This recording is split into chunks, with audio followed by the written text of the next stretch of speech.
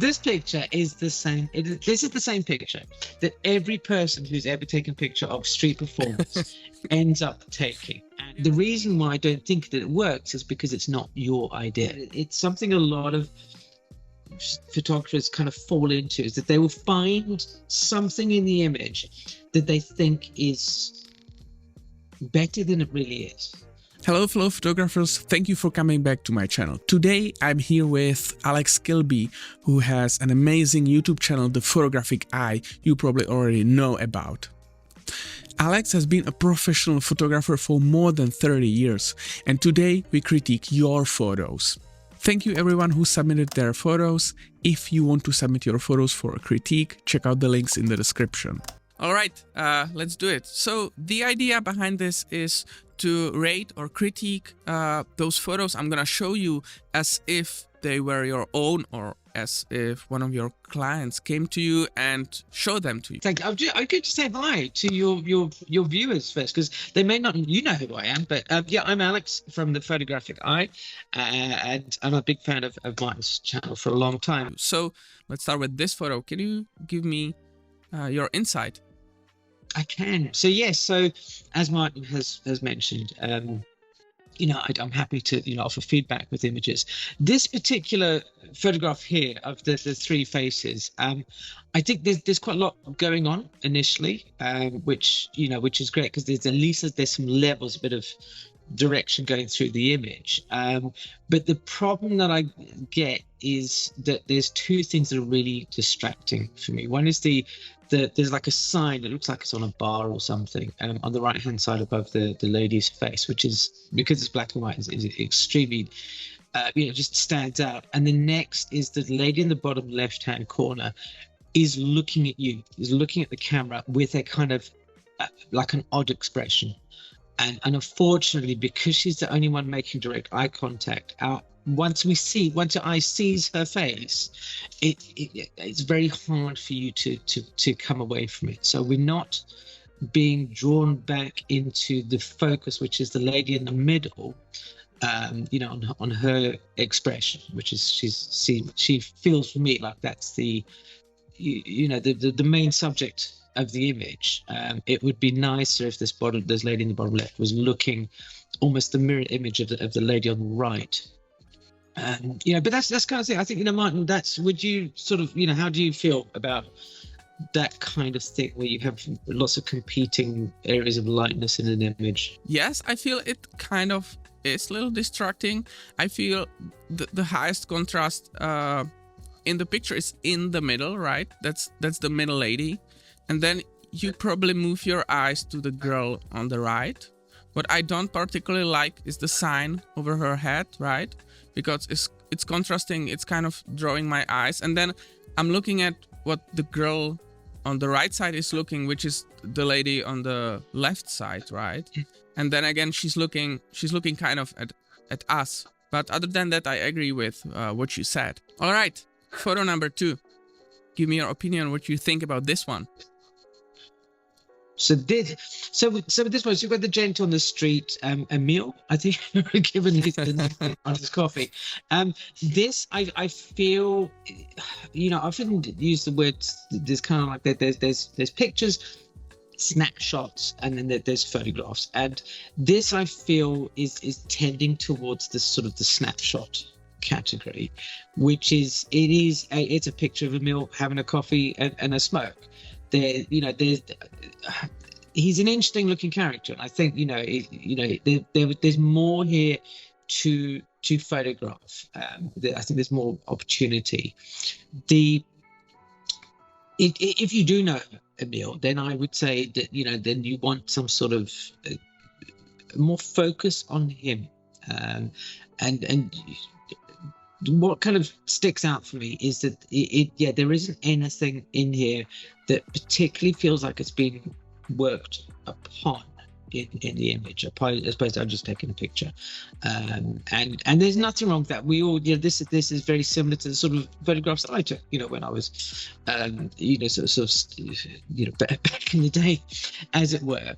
And as you become a little bit more confident, I think, a little bit more kind of self-assured about trying things out. And in this case, I would have said, rather than Emil standing with the street behind it, where we've got that Skoda and then that van, which are really sort of right there, and then that blue car that's sort of zooting past, it looks like there's somewhat interesting sort of setting that you're in, obviously some sort of shopping district or what have you, is to find a place where Emil could sort of sit and you have or lean or do something that's a little bit more sort of casual, a little bit more posed, as it were. I know that posed necessarily isn't always the best word when it comes to street photography, but putting him in an environment where either he's juxtaposed because he's got the leather jacket and all the ink and all that sort of stuff, against maybe something that's very soft and feminine in the background, or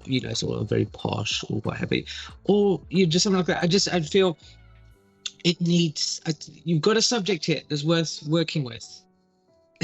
do something with it. Take a meal and just go and create some good portraits. And I think certainly with black and white would work really nicely with the leather jackets and things like that. They look great in black and white. But I think as a starting point, it feels like you're kind of stuck between, I'm not really sure what to take a picture of beyond taking a picture of a meal.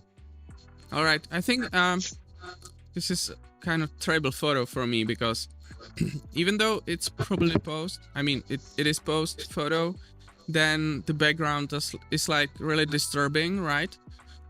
Maybe I don't even mind those trees as much as I mind those cars, right? And especially the moving car behind him. And as you said, maybe something plain in the background would make the shot maybe work.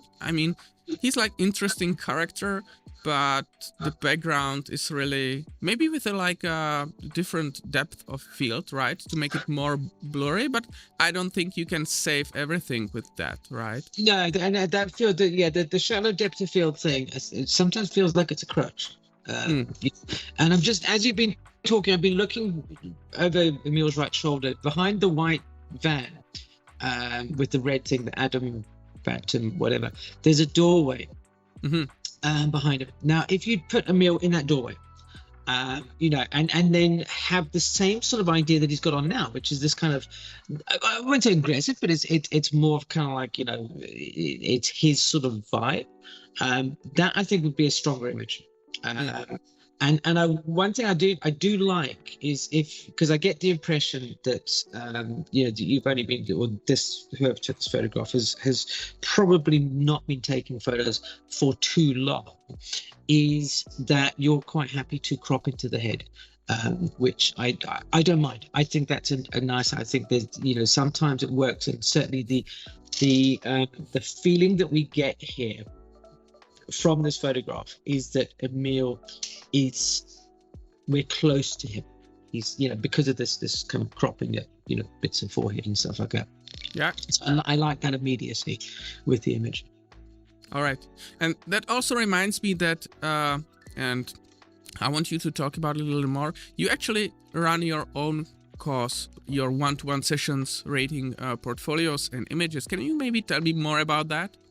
Sure. So one of the great things that I obviously have got benefited from when I was a student is having good feedback and and helpful feedback on images. There's so I run this course that both teaches you to see photographs, and this is kind of what we sort of look at when we look at these images, and also giving more in-depth one-to-one feedback about the photographs, and really helping photographers to find their own voice. There's no use in me sort of telling people to take pictures like I do, because I don't want photographers to become like me. I want them to be their best, but the best that they can do. So What I've done is Martin has a link to the courses, and I've also, because you guys are so thank you. yeah, and you support Martin so much, I'll give you also, there's a 10% discount voucher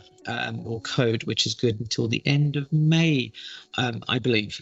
So please, if you want some feedback with your images, and you'd like to learn more about how to see photographs like the one we're about to look at now, then by all means, click on the link and check it out. All right. Thank you very much for that. Moving on. Okay. Next shot. What do you think about this one? Okay. So I like this. This reminds me of like a Matt Stewart picture or something like that. It's these kind of shots that are humorous can be, I think they live and die on how humorous the picture is. And I like the hand coming over. I think it's well seen by the photographer. It's it's one of those moments that you need to be kind of aware of, and it just happens, and it's great. I'm not usually like a big fan of why cropping needs to be different. I just find again that the if you just slithered off maybe like the bottom 10th of the picture, so there's two handrails. So there's the main handrail, which is perfectly fine, but then there's a one underneath that is, it's ever so slightly distracting, but I think it's one thing. There's really not much else I think you can say that this could be improved. It's about the moment. It's about the humorousness of the photo rather than the technical wizardry or something like that. These are different. I don't know, we mentioned snapshots earlier, and this is very much a grab shot. But unlike the picture with Emil, there's a little bit more to this. They're both different things, but this is where somebody's been aware of what's going on, and it feels like, is this kind of Eastern Europe, Istanbul, somewhere like that? Yeah, maybe, probably. Anyway, I quite like it. It's fun. It brings a smile to your face. I like how this image passes the test of, would you hang this on the wall? I probably would, but I think where it really shines is in the sequence or in a group with more images like that. My only fear is that if it doesn't lock you in some sort of style, in like one style, and then you're not taking anything else than this because it wouldn't fit into your, let's say, portfolio. I think you can, we talked about Matt, or I mentioned Matt Stewart the other, and I think, if people are not familiar with, maybe drop a link in the description, but being into this kind of style of juxtaposition, it can, I suppose, pigeonhole you into having to do one thing. But when you look at somebody like Matt Stewart, you can see that even though there's the overall kind of feel, that that there's still quite a diverse set of images that you can create from that. All right, moving on. This shot's from Korea. Yeah. So we've got here. So this is a little bit more sort of complex, and I'm immediately reminded of Alex Webb. So these sort of colors and these sort of layers. Yeah, layers and sort of, I don't hesitate to use the word extreme cropping, but these kind of unusual crops. This is what I was saying about the meal picture with the head there. I like what the photographer's doing here. I like the fact that they are getting us into the environment. However, because of that, you need a very delicate touch with these sort of things. And what I tend to find is that when images like this are busy, visually and with subject matter, there's 1, 2, 3 people here. There's let's say there's 2 in an ear, and then there's all the street signage and stuff. So visually, it's extremely busy. The eyes are going all around. Now, in regards to sort of like a sort of a Far East kind of feel, that kind of works, but it makes it all the more harder because the eye hasn't got somewhere to at least linger. We've got the man with the cup who looks like a duck or something, and that's kind of amusing in and of itself. But I don't feel that that's enough to carry the picture. I think the photographer, you have the right idea. You're going in the right direction, but I'd like to see more of what you get from this sort of setup. So would there be something you would add to the picture to make it work as you? I would take stuff away. I would take stuff away. I feel that that there's too much going on here. I don't mind the layers of people, but I just keep coming back to the signage in the background. It maybe, I know we mentioned shallower depth of field earlier, but possibly with this sort of thing, this one might work just to separate out the people a little bbit more. Or you could think, or maybe just embrace the chaos and really go full on. It's not Fan Ho I'm thinking of. There's another person who did some pictures in sort of Hong Kong and the Far East, where they have really accentuated the closeness, the busyness, the people. And that's kind of, I think, what we, what I'd like to see here is either making it very busy, so it's intentionally wow, or pare it down a bit. I think at the moment it's stuck in a middle ground. It doesn't quite work. But I like the composition bits that you're playing with here. That's why I said I'd like to see some more of this photographer. I think the blurry background might be kind of difficult because with this kind of stuff, you're usually using like a zone focus, right? So you everything is kind of like in focus because you want to hit something. I don't think you really have time to focus in a situation like that, or maybe you do. If the photographer set up hyperfocal distancing, I think that might be a solution to this particular. Yeah, to make the infinity a little more out of focus. Yeah. If you went like a 28mm lens and that sort of thing. So here we got. So. All right, moving on. What do you think about this? I think So here we have again. It's an idea of a snapshot, and please, obviously throughout this thing, I do use the word snapshot, and it's not a derogatory term. It's a way that I use to distinguish between images that are kind of, you sort of go, oh, that's interesting, take a picture, and not really too much thought about it. And when, like with the previous one, with somebody has made a purposeful image, all right, with a real intent to give it some thought. So this is kind of in the snapshot. I appreciate that you are looking at things and you're trying to see in environments, things that go beyond what I think people would normally go, oh, that's a pretty picture. There's something you could try with this, is that to elevate a little bit from a snapshot, is next time you find yourself in this environment, see what happens when you pan with the motorbike. Here it feels like you have kind of let the motorbike come into the frame, right? So you're standing there, you've got it there, and you take a picture. Yeah. So there's probably a whole sequence of you taking pictures of motorcyclists coming past. Next time you're there, try panning them. So like you get that kind of stream. See how that feels for you. See how that kind of changes the mood of the photograph a little bit. Some lovely colors here, the blues and the reds and stuff, and I think they would work so nicely. And just begin to elevate your picture from just being that kind of standing by the side of the road taking pictures. Give it a try. See what happens. Yeah, what I don't like about this is obviously the background. If those two motorcycles were missing, I guess the background would probably work better. And also, this is an accident, right? How often do you get those two people blink at the same time to hit that? And then if the baby was more visible, to clearly give the idea like they both driving with their eyes closed and the baby is the only one looking, right? It would probably make a funny picture, right? But unfortunately not this one. All right, this one, we are getting more into I wouldn't say abstractions, but yeah, maybe abstractions, right? Okay, so these,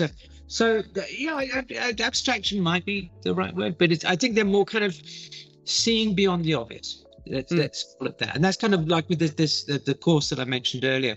Is learning to see these kind of opportunities, because once you know sort of the language and things that you use in photography, then you're more capable of employing them in your photos. And this is kind of, I think, what we've seen so far in some of these images, is that the language available to the photographer is somewhat basic, somewhat limited, because they are new to photography. But the more that like when we learn to speak, my 4-year-old, and you have kids, they speak in very simplistic terms, and it's only as you build up your vocabulary that you can then start to do images like this. Now, I like this because initially, you sort of look and go, well, I'm not really sure what's going on here.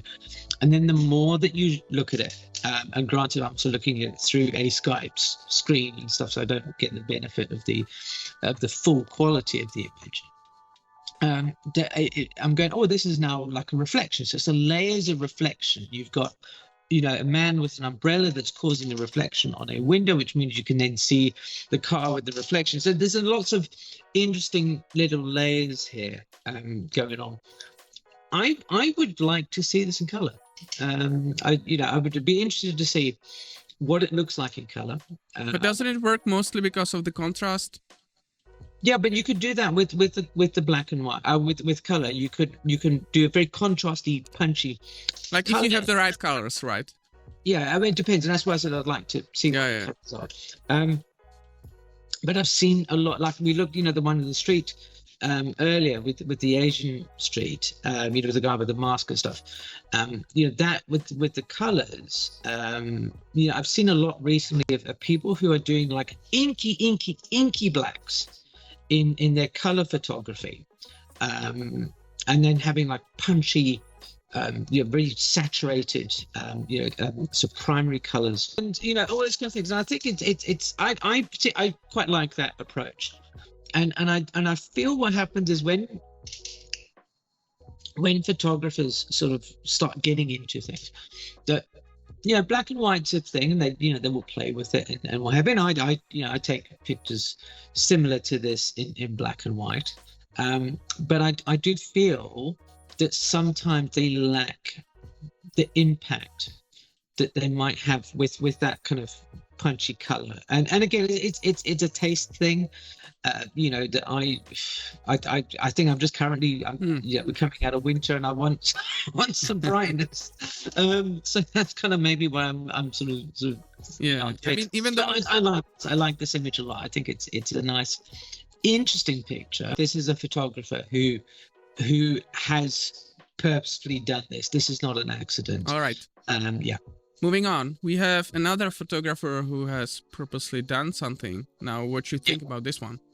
Yeah, so these are, so we've talked a little bit about sort of, shallow depth of field and what have you. And I think in this case, the use of shallow depth of field has been employed properly.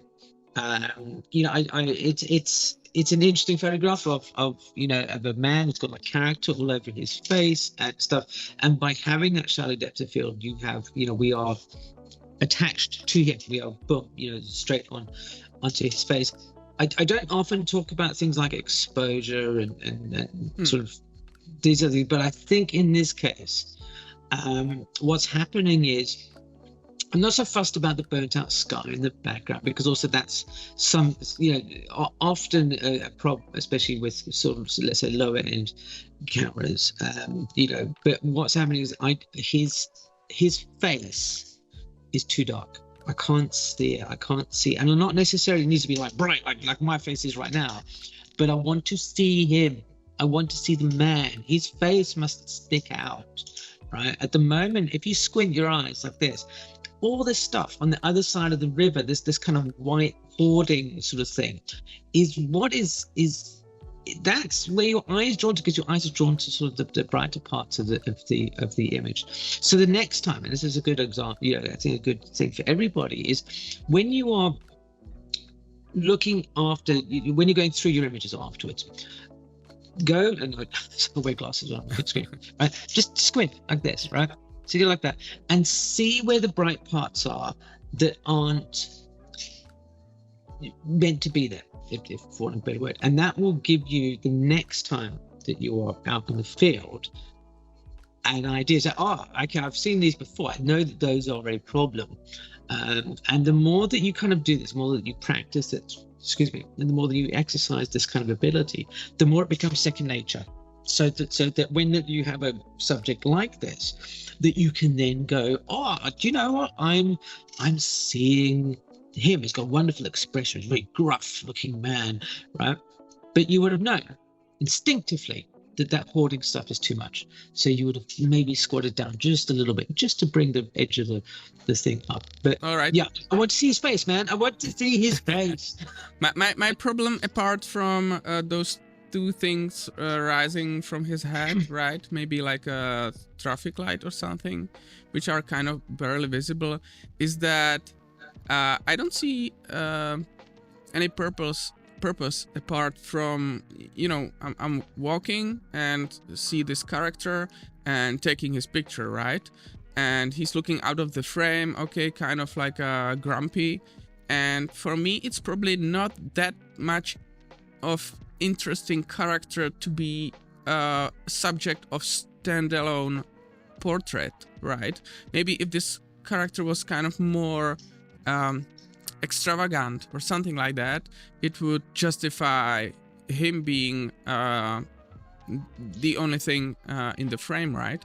And so for me, it's just a common subject to occupy, the whole idea of the picture. I see where you're going with it. The person, this man is not anything special. However, I would counter that and say that that a lot of really sort of standout street photography from our history is not necessarily about extravagant characters. Oh yeah, you're right. And one of the things, we talked about context so earlier, and reading backgrounds to stories and things like that. And it's always something to bear in mind that we, especially, and this is why it's so useful to have proper one-on-one sessions with people, is that you get to see their photography as a body of work rather than individual images. So this man, I don't want to say he sleeps rough or something like that, but he's of a style. Right, and it might be interesting if this photographer had a series of people who aren't glamorous, who aren't, amazing, who are the characters of the people of the street in a certain environment. If you're kind of, especially if you're starting out, you're sort of, you're new to photography. I think this is this is a good starting point. We don't just immediately leap into Cartier-Bresson or Alex images. We will have to get some. So I think there's enough solidness here to then push forward. All right. Let's talk about this picture. Yeah. So here we have, there's a guy, and it looks like it might be a pigeon or a seagull or something like that. And it's pigeon. I can see he's got a thing. So yeah, my first question is kind of like, well, what is this a picture of? Is it a picture of, the street life?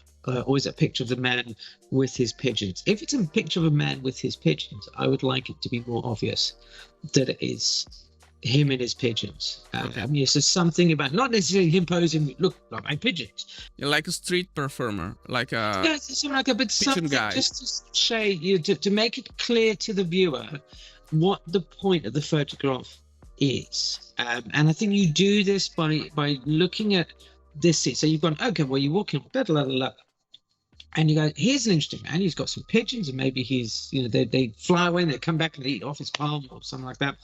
And then you think, okay, so this is when it would be beneficial to watch the person doing what it is that they do.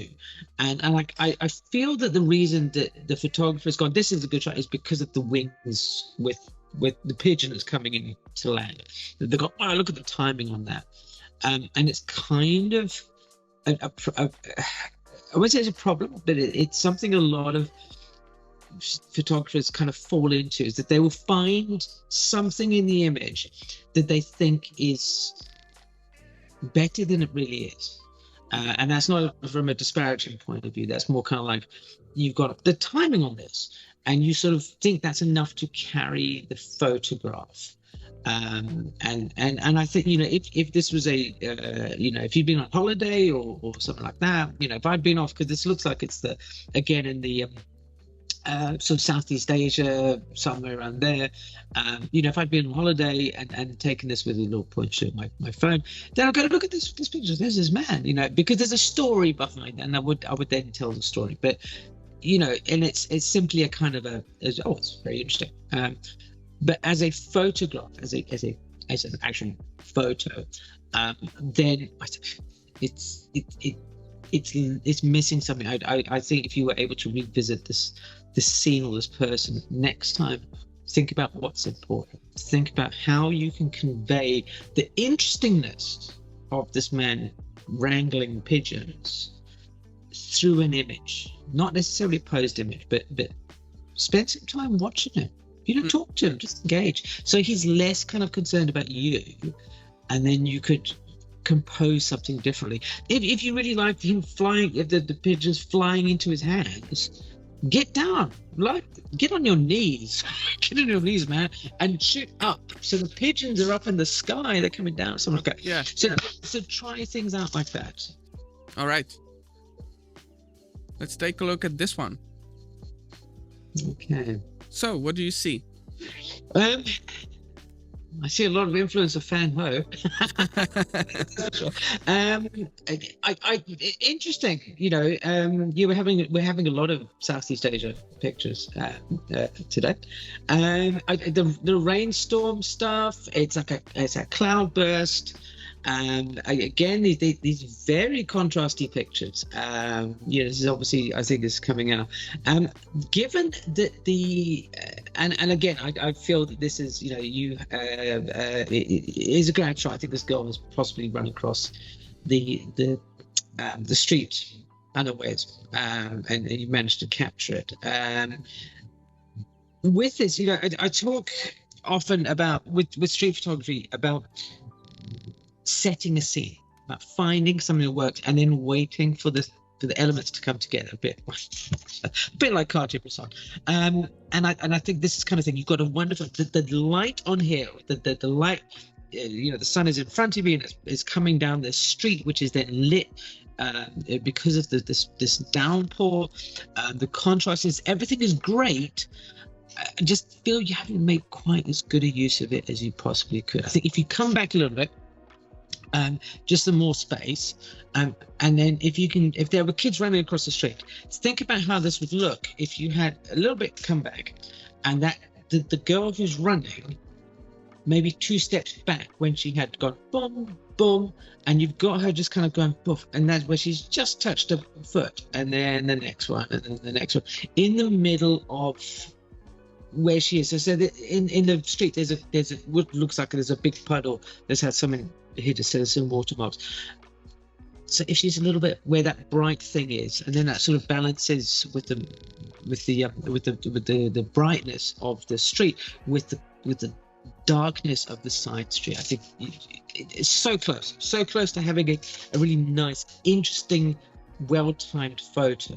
And I think also, if you come back a little bit more, her shadow, because you then have the shadows sort of I see, which would be really nice. Good idea. Technically, I think you're on the right path with it. I just think next time, you know, I'll talk about it a little bit more, you know, sort of care and attention, and you're there. This is lovely. I think it was especially difficult because you don't have that much time to set the scene during this heavy rain. So I kind of feel this was like a quick action. I don't expect the photographer to stand there and wait for people. This is where observation comes down. I'm going to hazard a guess. I'm going to just make a huge judgment call that the photographer who took this lives in this area, right? Because the way that it is exposed suggests that they've done this before. Okay. This is not a like, oh, I just kind of had it on auto and it's made, it just worked. No. This feels somebody here has made a conscious choice to do this, and that for me implies that they've seen this particular scene before.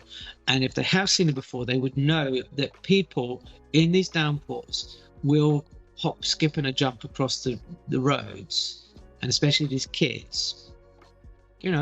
Because my guess would be you need to set your camera for this kind of setting, right? And then I wouldn't have that. So the only way I would get this kind of shot would be pure by accident and discovering it in a post-process, right? In post-process, I would go through, let's say, presets or something like that, and I would be like, boom, okay, it works in this kind of high contrasty black and white, but just passing by, maybe being a tourist or something, I would definitely not be prepared for exposure like that.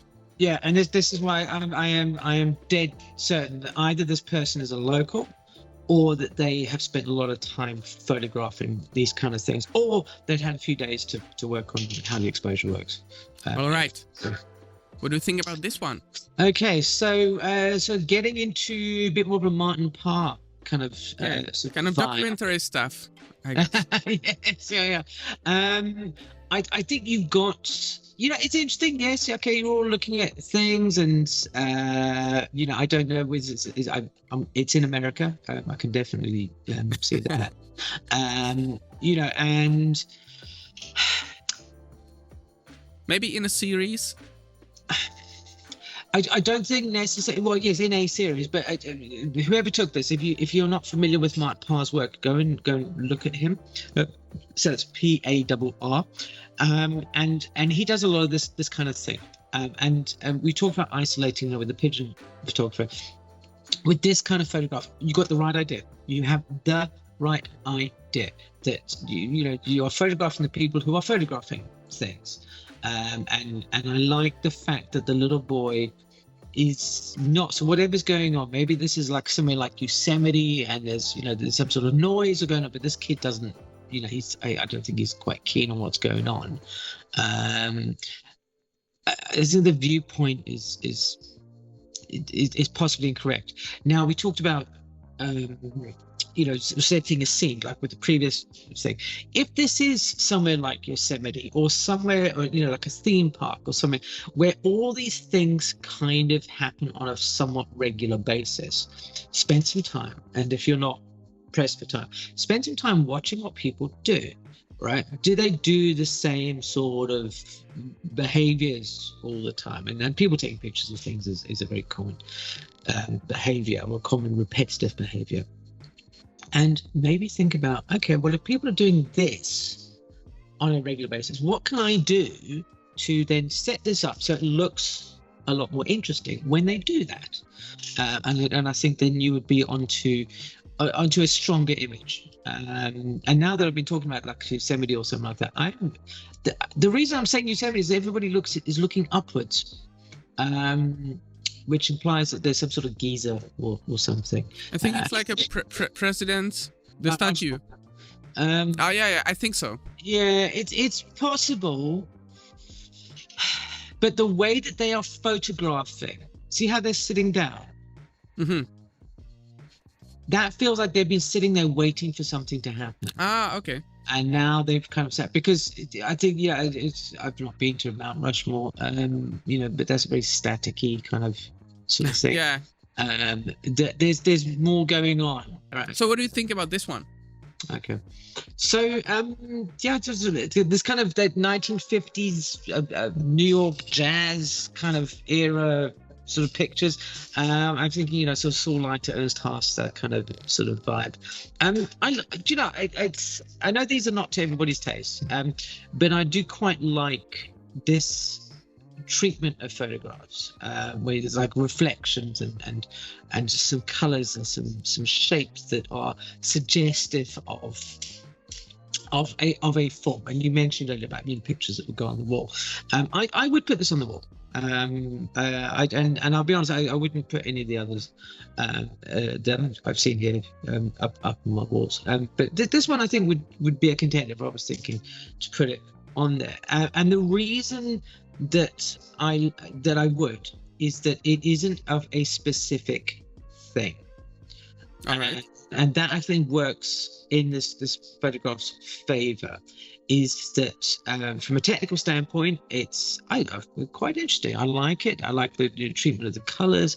That there's a slight base to the colors. So the blacks are not solid black. They're a little bit. I think you pulled the toe in a bit, so there's no solid black at the bottom, which I quite like because it might be film. But it reminiscent of that film, with the film based fog. And I think you would improve. No, photo. I would like to see more. I think we talk often about a series of images and seeing images in context, and I would like to see this photographer's folio and to see if what they do with similar treatments, is this a one-off? Is this something that they do on a regular basis? Because I really do like it. This feels like either it's some sort of reflection on something, or like a neon light. There's something. It's a reflection in a window or something like that. But it's I don't think it's a puddle because I think they're standing upright. But whatever it is, I like it, and that's the point. I don't really want to pick it apart and go, how did they do this? Yeah, I mean, I don't really. Yeah, like I said, I don't really want to pick it apart, and I think this is kind of a thing for new photographers to understand, is that sometimes the technical aspects aren't as important as probably some people think. And I would be interested to know how they did this or what it actually was, but that's just from my own curiosity. But this photograph is an example of how technical things have receded into the background to create an artistic impression, and I think that's worth sort of bearing in mind. Certainly for new people, that having a mastery of technicalities and ability is important, but don't make the image technically perfect at the sake of emotion. All right. So okay, I'm gonna show you this one. What you think? No. Okay. So with it's interesting that it's sort of avant-garde cropping, if we want to call it that, is also on the rise, and I'm pleased to see that. The theme of today feels that there's been ideas and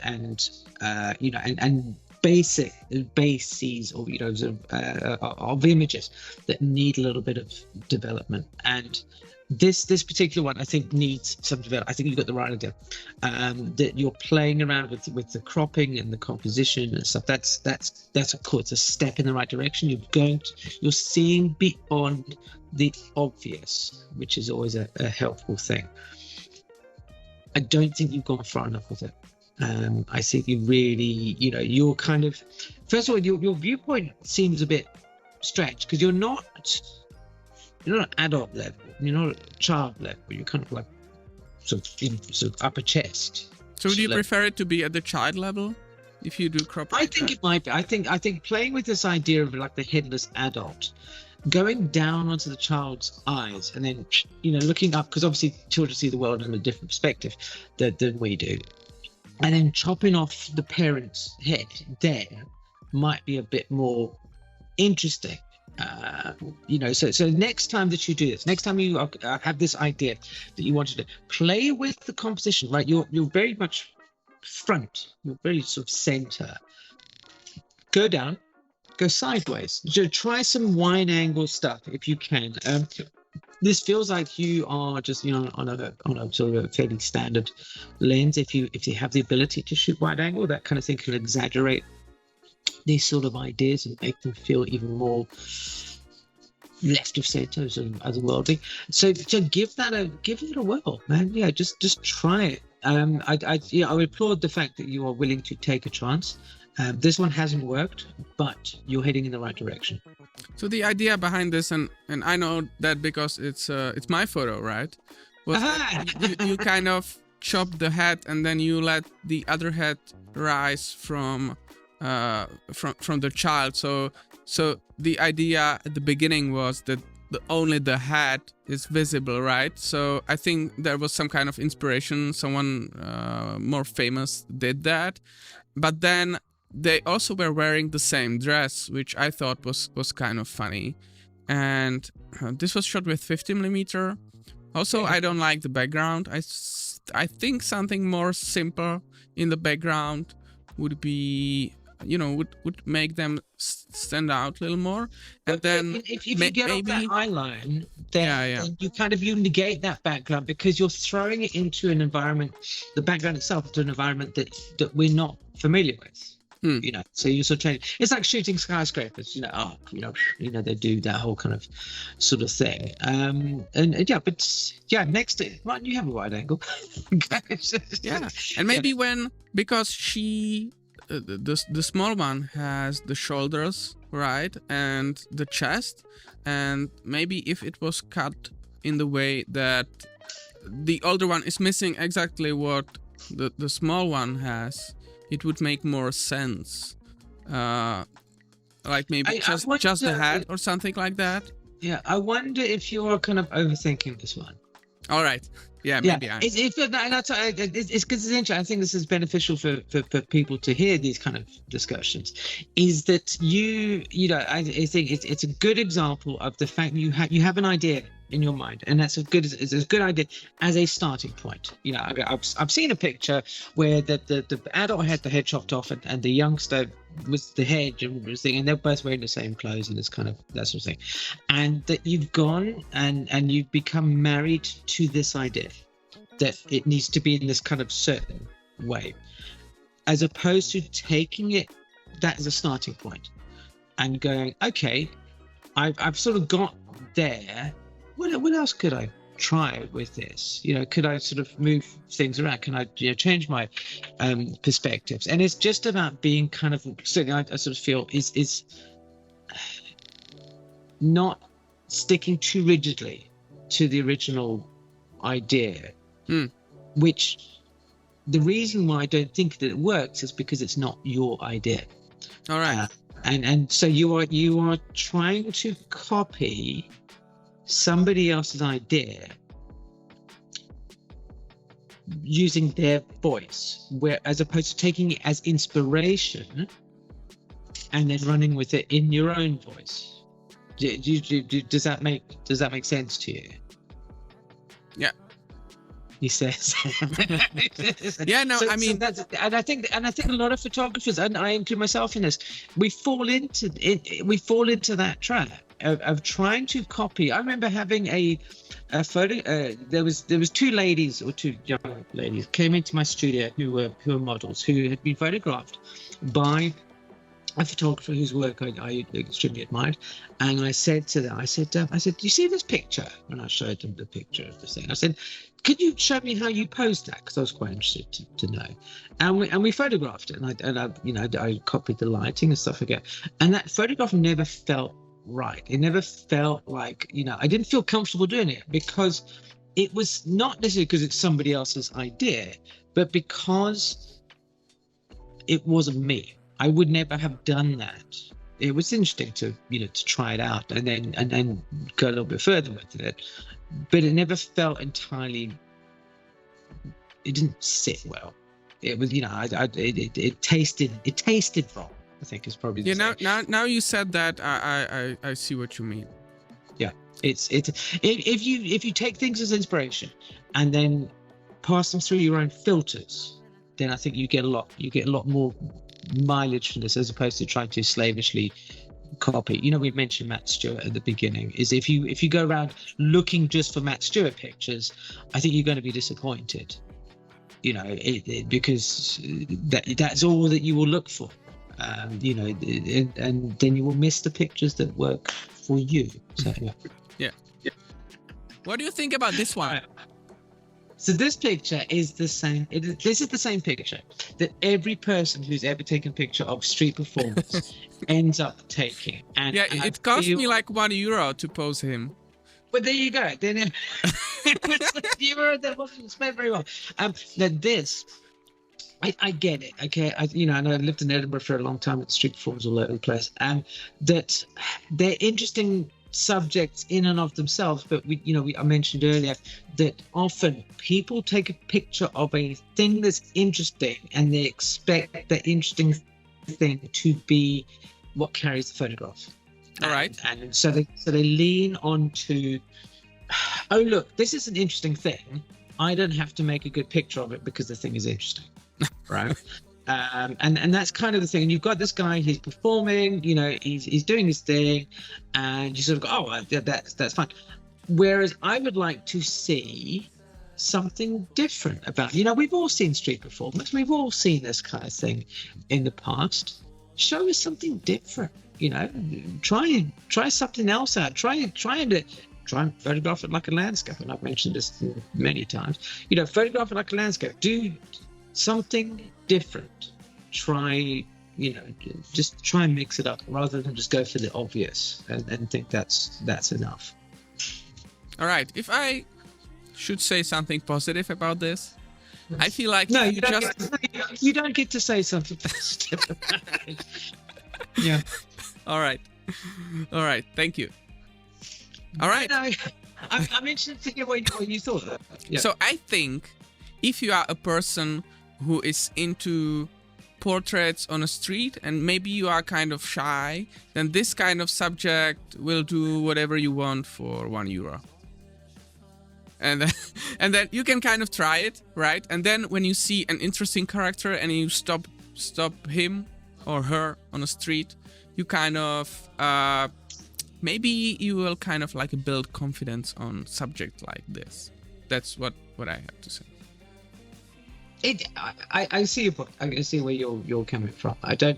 I wouldn't stop strangers on the street and ask them to take pictures. I'm petrified about that sort of thing. But I don't mind taking pictures on the street. All right.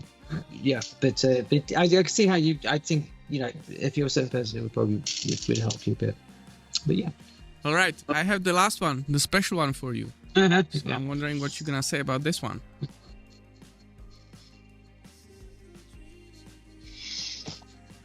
I know what I'm going to say. Composite. Yeah. Okay. So first of all, it is a composite. I'm sorry to say. So to make it clear, this is your photo, right? It is my. So it is. This is my photograph. I took this in my studio. And it's. So I used to run a portrait studio, and this was a young lady came in with her dog. Very serious girl. She was one of these. Yeah, she's only about sort of 10 or 11, but extremely serious. And so what I did, we talked about, we were taking pictures with her and her dog, and it wasn't quite working out. And I thought, you know what, we'll try something noble, right? So because also her dog was quite attentive. So with this one, I mean, we'll just do like a little bit of sort of Tesco value Rembrandt lighting. So lighting with just a big octabox, sort of 3/4 into the side, so it's nothing too major. And because I knew I was going to do a composite, I didn't like the background, so it was quite dark. Now, if I'm looking at this, they did like it, so ultimately they bought it, so that was kind of fine. But the things that I would do now is, and again looking at it on the screen, is that there's not any separation between them and the background. So all the light is coming to them from the front, right? Mm-hmm. So it's like a 45 and down, both her and the dog. And there's nothing lighting them from behind. So they're kind of, the dog especially, is falling into the background and disappearing. Now, that is... I'm going to hold up my hand and say that is laziness on my part. That is, if memory serves, this was it was a shoot that I I think this is a sound picture. There's nothing, it's not going to blow anybody away. But it's a good, it's a reasonable picture. But it was a struggle. It was a struggle with the session. Is it difficult to pose a dog? No, the dog was a piece of.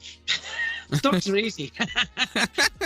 No, the dog in this respect, with that sort of thing, if there's anybody who's watching who wants to photograph dogs, sort of lighting up and everything like that, and then you suppose the dog, and then get the owner to stand somewhere and just kind of go, behind over to my left in the studio there was a door, so I would get owners to do this, and the dog would go, and what have you. And then the same with the young lady. It's like I think I just got her to kneel in the same place with the light and just sort of look over there, and then I'll ask her about something that she felt very very proud about, to give you a bit of a story. But yes, I think the separation on that is missing.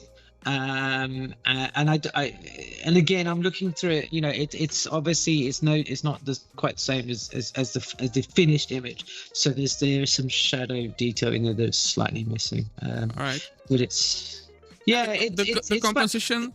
The composition, was it your intention from the start, or did you add the empty space in the Photoshop later? No, that's from the start. I was photographed like that. So if you go through and you look at a lot of my dogs and look at my people and stuff, they are often looking into quite a lot of negative space. Especially with this, if you cropped it square or something like that, and then so I think it loses some of the feel. I know it's not to everybody's tastes, but this kind of composition feels natural for me, and the reason that I liked they're looking to the left is because the way the studio was set up, all the lighting was kind of on the left hand side, so when we're doing this kind of stuff, just look to the left, as opposed to sort of looking to the right, which may feel, said to westernize, a little bit more comfortable because of Lydia. It kind of makes the dog the star of the show, right? Because he or she is the most contrasting subject in the scene, right? And also you read the photo from left to right, so the dog is the first thing you kind of, when I see this photo, or maybe you drawn to the eye of the girl and then you see the dog. I think you kind of, the dog's front and center, and this is kind of where I think now I'm looking at it, that some separation would kind of, I think, give it a bit more depth, and because I sort of look at this, and the more I'm sort of looking at it, I'm put in mind of those awful Russian wedding photos.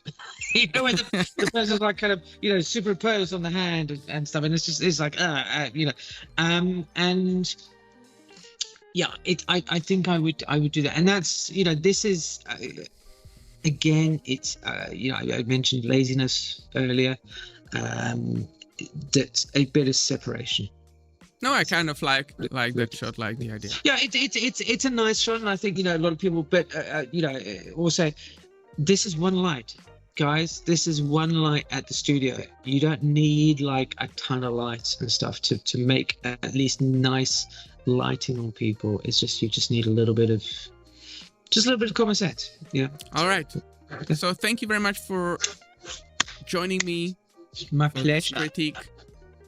And definitely visit Alex's channel, the Photographic Eye, and as he mentioned, the link for his course is gonna be in the description. So if you like what you saw, make sure to go there and check it out. So thank you very much, Alex, and I hope to see you next time. Thank you very much, Martin. It's been a pleasure. And thank you, guys, for watching and being here as well. Thank you, everyone who submitted their photos. If you want to submit your photos for a critique, check out the links in the description.